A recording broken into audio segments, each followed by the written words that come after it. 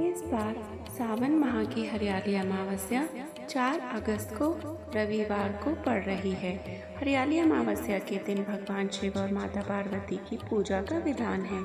मान्यता है कि हरियाली अमावस्या के दिन शिव शक्ति की पूजा करने से वैवाहिक जीवन के दुखों का अंत होता है। वहीं अगर पूजा के साथ साथ हरियाली अमावस्या की व्रत कथा भी पढ़ी या सुनी जाए तो इससे कई लाभ मिलते हैं। तो आइए शुरू करते हैं हरियाली अमावस्या की व्रत कथा। पौराणिक कथा के अनुसार एक राजा हुआ करता था जो धर्मपरायण था और पुण्य कर्म करने में विश्वास रखता था। राजा की एक पत्नी भी थी जो धार्मिक कार्यों में राजा का साथ देती थी। एक दिन राजा ने महल में पूजा का आयोजन किया और कई तरह के मिष्ठान बनवाए। राजा और रानी ने व्रत पालन करने का संकल्प लिया, लेकिन बीच में ही रानी को भूख लगने लगी।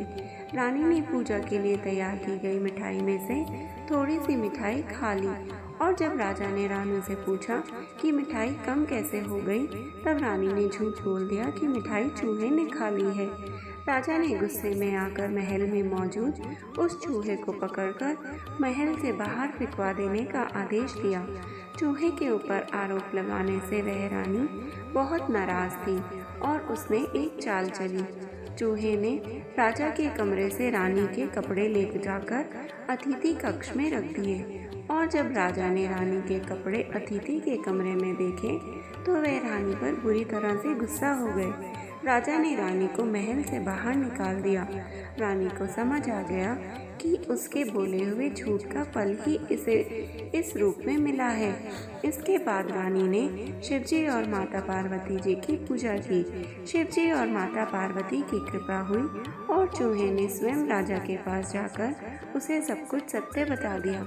इसके बाद राजा रानी को महल में वापस ले आया और उनका गृहस्थ जीवन खुशियों से भर गया।